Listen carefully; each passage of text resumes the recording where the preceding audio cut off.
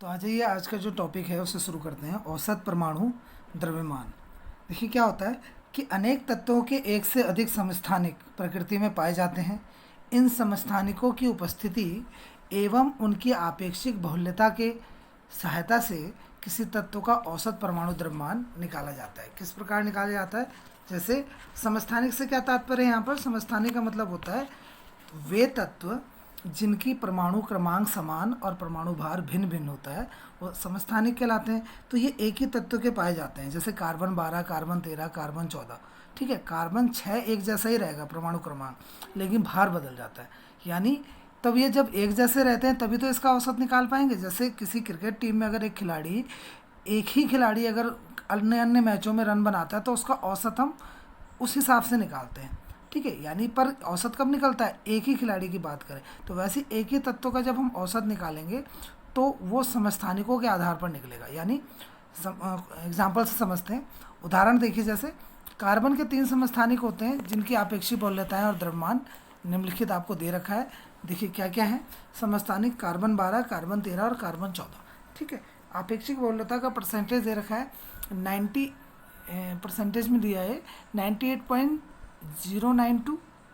ठीक, सेकेंड है 1.108 और 2 इंटू 10⁻⁻10। ठीक है, परमाणु द्रव्यमान दे रखा है 12, 13 और 14। ठीक है, पॉइंट के बाद का ये वाला मैंने नहीं पढ़ा, 12, 13 और 14। ठीक, तो इनका औसत निकालेंगे तो कैसे निकालेंगे आप? देखिए, औसत परमाणु द्रव्यमान, बहुल्यता और साथ में इसका जो परमाणु द्रव्यमान है उनको गुणा करा, फिर प्लस इनको भी आपस में गुणा करा और प्लस इनको भी आपस में गुणा करा और डिवाइड कर दिया बहुल्यता से। ठीक है, इनके सम से। अब देखिए, जब ये सॉल्व करेंगे तो हल के बाद जो डायरेक्ट लिखा है मैंने वो लिख दिया है और इसी को हम लगभग 12 मान लेते हैं। ठीक है, कार्बन का हमें मालूम है, हम 12 ही लिखते हैं अधिकतर। इसी तरह से एक और एग्जाम्पल पे ध्यान दे देते हैं। ये थोड़ी देर के लिए मैंने रोक रखा है ताकि आप लोग इसे लिख सकें। उसके बाद सेकंड क्वेश्चन देखिएगा। क्लोरीन के 2 समस्थानिक क्लोरीन 35 तथा क्लोरीन 37 हैं। इनका सापेक्षिक अनुपात 3:1 है।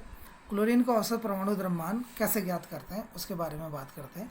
देखिए, औसत परमाणु द्रव्यमान 3:1 है तो 35 की गुणा कर दी 3 से और 37 की गुणा कर दी 1 से और बटे नीचे में लिख दिया हमने 3 और 1, क्योंकि 3:3:1 था।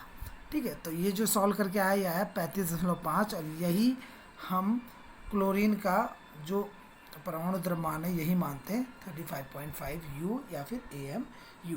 यू जो होता है यूनिफाइड मास कहते हैं, एकीकृत द्रव्यमान, और AMU का मतलब होता है एटॉमिक मास यूनिट, यानी परमाणु संहति या द्रव्यमान मात्रक।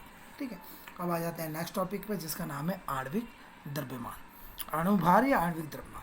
देखिए, किसी पदार्थ का अणुभार वह संख्या है जिससे ज्ञात होता है कि वह पदार्थ एक अणु हाइड्रोजन के एक परमाणु अथवा कार्बन 12 के 1/12 भाग से कितना गुना भारी है। थोड़ा सा टिपिकल परिभाषा है, ठीक है, लेकिन इसे समझने के लिए हम इस तरह से समझ सकते हैं कि मान लो CH4 का अणुभार निकालना है तो कार्बन का 1 था तो कार्बन का अणुभार, और H4 है तो 4 गुणा के H का अणुभार। कार्बन का आपको पता है 12.011 और 4 गुणा के 1.008, यानी ये आ जाएगा आपका 16.043 AMU या केवल U, आणविक द्रव्यमान। लेकिन इसको परिभाषित करने में थोड़ा सा टिपिकल लैंग्वेज है कि उस पदार्थ के एक अणु हाइड्रोजन के एक परमाणु अथवा कार्बन 12 के 1/12 भार से कितना गुना भारी है, यह बताता है अणुभार या अणु द्रव्यमान।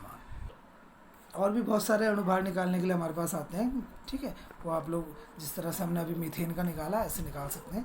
ठीक है, एक्सरसाइज आएगी तब करेंगे उसे। अब आ जाते हैं नए टॉपिक पे जिसको मोल कॉन्सेप्ट यानी मोल अवधारणा। किसी पदार्थ का एक मोल उसकी वह मात्रा है जिसमें उतने ही कण उपस्थित होते हैं जितने कार्बन 12 समस्थानिक के ठीक 12 ग्राम में परमाणुओं की संख्या होती है। ठीक है, यानी कार्बन 12 का परमाणु द्रव्यमान होता है 1.992648 इंटू 10⁻⁻23 ग्राम। ये द्रव्यमान स्पेक्ट्रोमापी से मापा गया है। ठीक है, तो मोल, एक मोल में परमाणुओं की संख्या कैसे निकालेंगे? ये निकालेंगे 1 मोल बराबर 12 बटे इसके द्रव्यमान से भाग दे देंगे।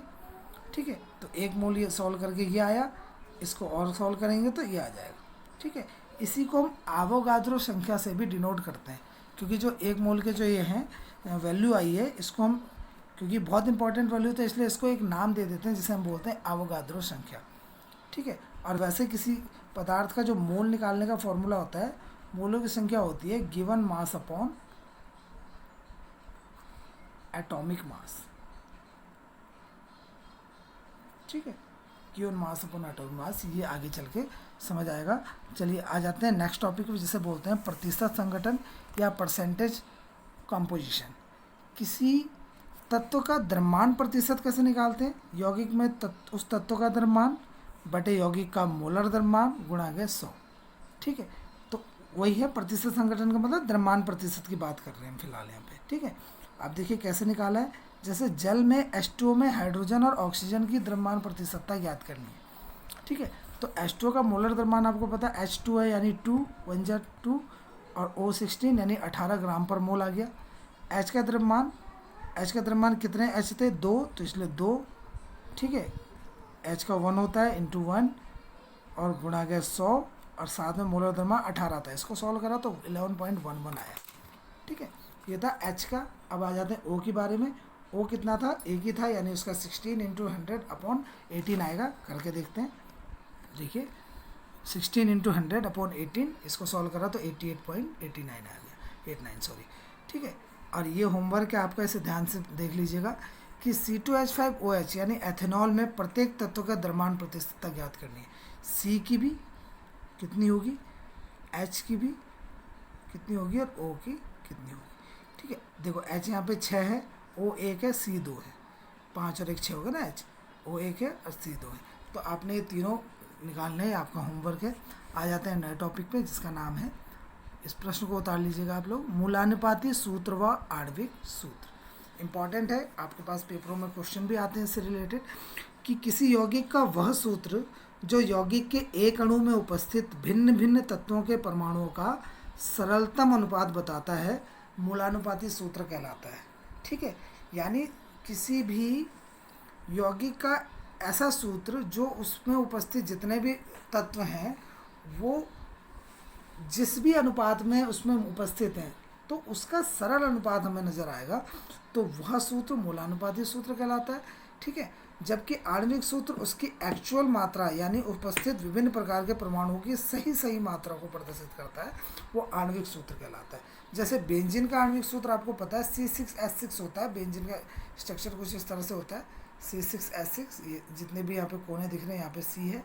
ठीक है, तो 1 2 3 4 5 6 और 6 ही इसमें H है, अल्टरनेटिव डबल बॉन्ड से जुड़े हुए हैं। ठीक है, तो मूलानुपाती सूत्र क्या हो जाएगा इसका? ये तो आणविक सूत्र है।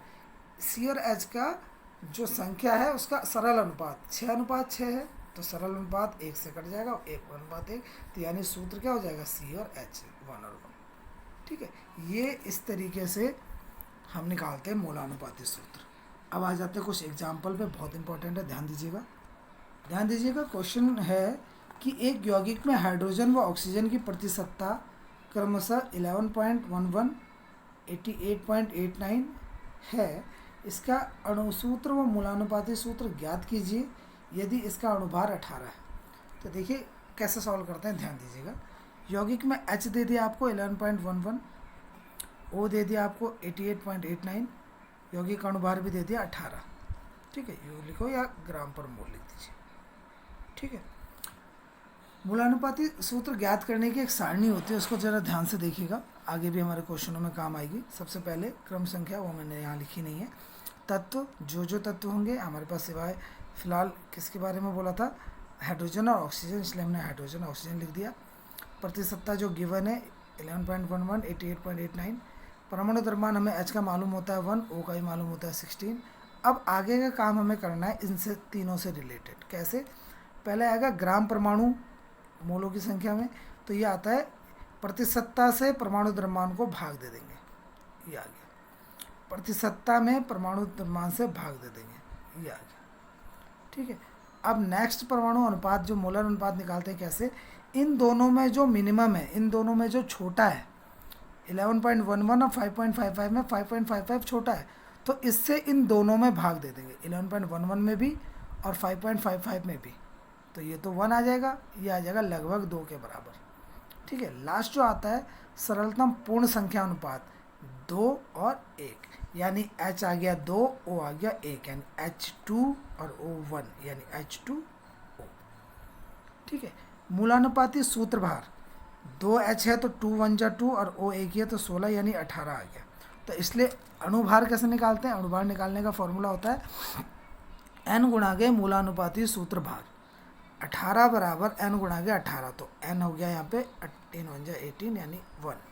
तो इसलिए आणविक सूत्र बराबर होता है मूलानुपाती सूत्र का n, यानी यहाँ पे लग जाता है n आया 1 तो H2 1, यानी सीधे सीधे आ गया आपके पास H2, यानी आणविक सूत्र भी यही है और मूलानुपाती सूत्र भी यही है H2। ठीक है, बहुत इंपॉर्टेंट है। इससे रिलेटेड कुछ क्वेश्चंस भी हैं, वो मैं आपको घर के लिए दे देता हूँ। आप लोग, उम्मीद है कि आप लोग उसे करेंगे, और कोई प्रॉब्लम हो तो आप मुझे कमेंट करके या पर्सनल व्हाट्सएप नंबर पे आप मुझसे पूछ सकते हैं। ठीक है, तो अभी के लिए फ़िलहाल इतना ही, बाकी आगे के जो टॉपिक्स हैं उन्हें हम कल पढ़ेंगे। Thank you. कुछ क्वेश्चंस मैं दे रहा हूँ आप लोगों को, वो ज़रूर कीजिएगा। धन्यवाद। आपके सामने एक और एग्जाम्पल है, आयरन के ऑक्साइड का मूलानुपाती सूत्र ज्ञात कीजिए। ठीक, एक ही एग्जाम्पल है आपके पास, ये आपके घर के लिए है और ये दूसरा क्वेश्चन है। ठीक है, तो ये दोनों आपको करके लाने हैं।